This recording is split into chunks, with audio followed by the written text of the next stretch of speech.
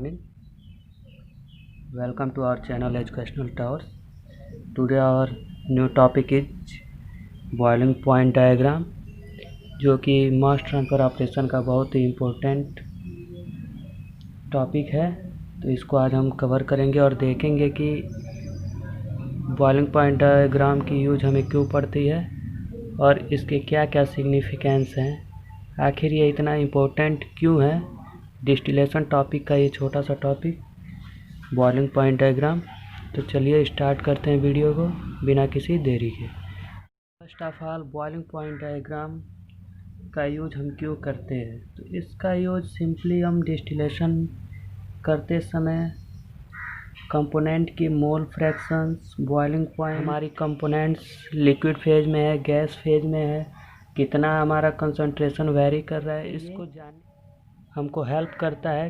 किसी भी कंपोनेंट के कंसंट्रेशन को जानने में, बॉइलिंग पॉइंट को जानने में, उसके सैचुरेशन, ड्यू पॉइंट, अदर जितने भी जानकारियाँ आखिर ये मिलता कैसे है।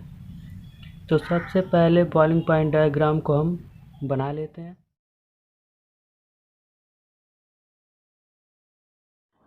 First of all, boiling point diagram आखिर हम किसके किसके बीच प्लॉट करते हैं, तो सबसे पहले हम ये जान लें।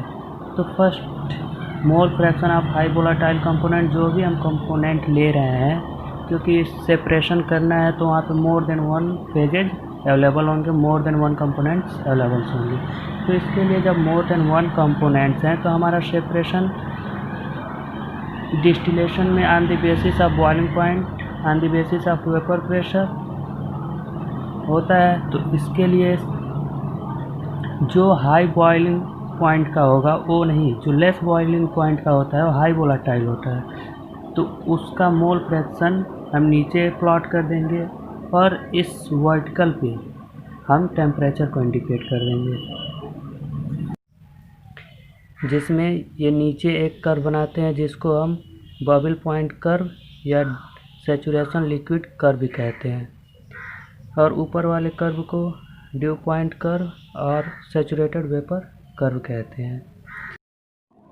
इसके बाद से ये जो कर्व होती है हमारी नीचे वाली कर्व, इस कर्व को हम बबल पॉइंट कर्व कहते हैं या सैचुरेटेड लिक्विड कर्व भी कहते हैं। इसका दो नाम है, bubble point curve, saturated liquid curve. और ठीक इसके बाद ऊपर वाली जो लाइन इस पर आ रही है इसको हम कहते हैं ड्यू पॉइंट कर्व और saturated vapour curve point curve. तो इसका यूज हम कैसे करते हैं इसको आज हम जानेंगे और देखेंगे कि इसका यूज कैसे करते हैं, इसका क्या सिग्निफिकेंस है और ये हमारे लिए कितना इम्पोर्टेंट है और कौन कौन सी जानकारी दे सकता है। इसके लिए सबसे पहले हम इस पे कहीं पे भी एक पॉइंट ले लेंगे।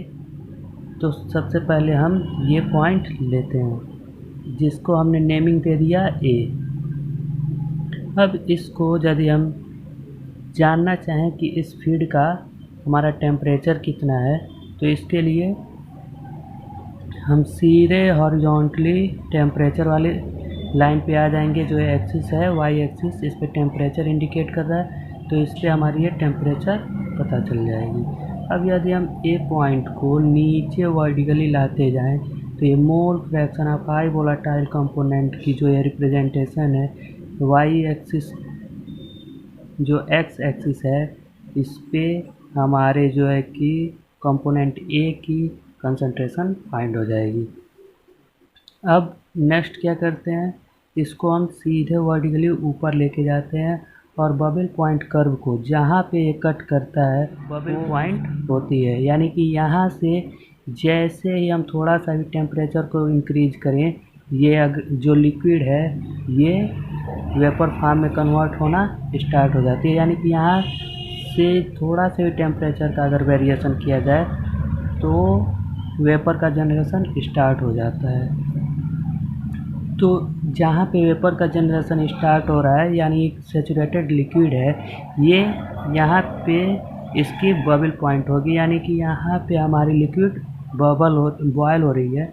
तो इसकी टेम्परेचर को देखने के लिए हम सीधे हॉरिजॉन्टली होते हुए सीधे हॉरिजॉन्टल टेम्परेचर स्केल पे आते हैं। यहाँ पे हमारी ये टेम्परेचर दी हुई होती है, जिससे हम इस कंपोनेंट की इस कंसंट्रेशन पे बॉइलिंग पॉइंट फाइंड कर लेते हैं। अब हम इस डी पॉइंट को, माना कि ये डी पॉइंट है जो कि bubble point of this component, तो इसको हम सीधे हॉरिजॉन्टली राइट साइड में लेके आते हैं ड्यू पॉइंट कर्व पे। जहाँ पे ये ड्यू पॉइंट कर्व को कट करती है वहीं पे हम इसको पॉइंट ई मान लेते हैं। यहाँ पे हमारी टोटल जो कंपोनेंट ए है, जो सेचुरेटेड लिक्विड थी, ये कन्वर्ट हो करके टोटली वेपर फॉर्म में कन्वर्ट हो गई है।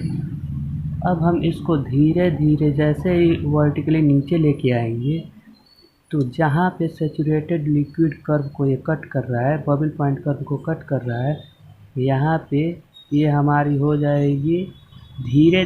जब हम ऊपर से क्या कर रहे हैं, टेम्परेचर को यहाँ पे गिरा रहे हैं, जैसा कि ई से बी तक आ रहे हैं, यानी कि ऊपर से नीचे आ रहे हैं, टेम्परेचर क्या हो रहा है, रिड्यूस हो रहा है। तो जैसे ही नीचे आएंगे हमारा टेम्परेचर कम हो रहा है, और टेम्परेचर जैसे ही कम होगा तो ये वेपर फॉर्म में नीचे आएगा।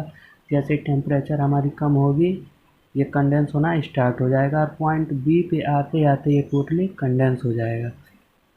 जैसे ये कंडेंस हो जाता है तो ये लिक्विड फॉर्म में हो गया, सैचुरेटेड लिक्विड है। तो इसकी कंपोजिशन जानने के लिए, अर्थात कंसंट्रेशन जानने के लिए, हम इसको सीधे वर्टिकली अगेन इस लाइन पे लाते हैं, और जहाँ पे ये कट करता है, इसको जहाँ पे टच करता है वो उसकी कंसंट्रेशन होती है। अब यहाँ पे हमें एक फैक्ट पता चला कि किसी भी डिस्टिलेशन कॉलम में एक रिबॉयलर और एक कंडेंसर क्यों लगाते हैं। तो एक बार और ध्यान देते हैं कि क्यों लगाते हैं। यहाँ पे हमने क्या किया, कोई कंपोनेंट लिया जो सैचुरेटेड लिक्विड थी, उसको हमने लेके आया सैचुरेटेड लिक्विड कर्व पे कट किया, जहाँ पे हमारी बॉइलिंग स्टार्ट हो गई। जैसे ही एक वेपर का जनरेशन हुआ, या फिर हमारी जैसे ही लिक्विड वेपर फॉर्म में कन्वर्ट हुई, उसको हमने लेके आया उस वेपर को और कंडेंस करना स्टार्ट किया।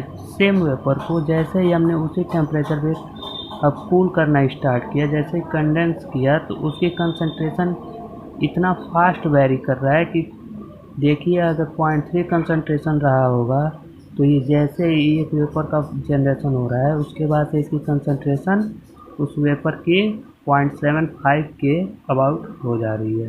तो इसीलिए जब भी हम डिस्टिलेशन करते हैं तो उसमें नीचे एक रिबॉयलर और टॉप में एक कंडेंसर को ऐड कर देते हैं। यदि हमारे पास सैचुरेटेड कोई वेपर है तो उसको मान लेते हैं कि सैचुरेटेड वेपर, इसी में कहीं पे एक पॉइंट ये मान लेते हैं कि ये पॉइंट पे हमारी सैचुरेटेड वेपर है। अब हम बात करते हैं ये जो हाई वोलेटाइल कंपोनेंट है उसका। हाई वोलेटाइल कंपोनेंट जल्दी वेपर में फॉर्म हो जाते हैं, जनरेट हो जाते हैं। तो जैसे ये अगर सैचुरेटेड वेपर है, इसको हम कंडेंस करें तो इसके कंसंट्रेशन पे क्या इफ़ेक्ट पड़ता है, ये यहाँ पे हमको जानकारी दे देगा।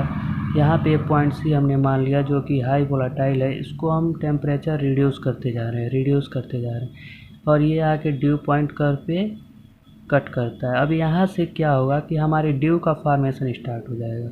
ड्यू पॉइंट कर्व पे जैसे ही सैचुरेटेड वेपर टच कर जाएगा, कट करेगा, यहाँ से हमारी ड्यू का फॉर्मेशन स्टार्ट हो जाएगा।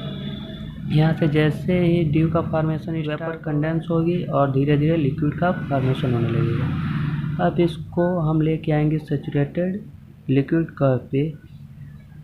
यहाँ से हमें सैचुरेटेड लिक्विड फाइंड होगी। जो भी all of the saturated vapour get converted into saturated liquid, means कि जो भी वेपर फॉर्म में होंगे सब यहाँ पे इस पॉइंट पे हमारा लिक्विड में कन्वर्ट हो जाएंगे। अब इसकी कंसंट्रेशन को देखने के लिए हम सीधे वर्टिकली आते हैं एक्स एक्सिस पे, जहाँ पे इसकी कंसंट्रेशन हमें फाइंड हो जाए। तो ये रहा कि बॉइलिंग पॉइंट डायग्राम को हम कैसे ड्रा करते हैं, कैसे यूज करते हैं, और कैसे हम किसी कंपोनेंट की बबल पॉइंट, ड्यू पॉइंट को फाइंड फील्ड में यहाँ से लेके यहाँ तक इस एरिया में जो भी पॉइंट हम लेंगे, सिंपली इस सैचुरेटेड लिक्विड कर्व के नीचे जो भी हमारा पॉइंट सैचुरेटेड लिक्विड होंगे, यानी कि इसके नीचे हम कहीं पे भी पॉइंट लें तो हमें लिक्विड फॉर्म में होगा, कोई भी वेपर नहीं होगा। अब बात करते हैं इन दोनों कर्व के बीच में, सैचुरेटेड लिक्विड कर्व और ड्यू पॉइंट कर्व के बीच में। तो इन दोनों कर्व के बीच में जो भी पॉइंट हम लेंगे, यानी कि जो भी कंपोनेंट होगा वो पार्शियली लिक्विड और पार्शियली वेपर होगा। यहाँ पे ऐसा हम कुछ डिफाइन नहीं कर सकते कि लिक्विड ही होगा, ऐसा भी डिफाइन नहीं कर सकते कि वेपर ही होगा।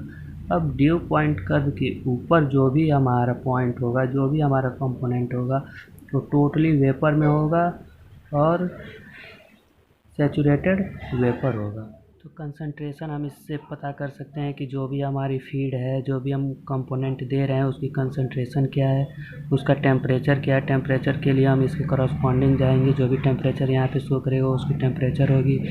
इस गिवन कंपोनेंट्स की बबल पॉइंट क्या है, यानी कि ये कंपोनेंट कितने पे बॉयल कर रहा है, कितने टेम्परेचर पे, तो यहाँ से ये हमको फाइंड आउट से बबल पॉइंट हो गया, बॉइलिंग पॉइंट हो गया।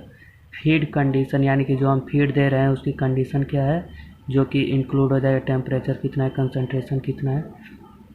इफेक्ट ऑफ रिबॉयलर एंड कंडेंसर, यानी कि हम कंडेंसर और रिबॉयलर डिस्टिलेशन कॉलम में यूज करते हैं, उसके क्या इफ़ेक्ट्स हैं। तो फ्रेंड्स आज के लिए बस इतना ही।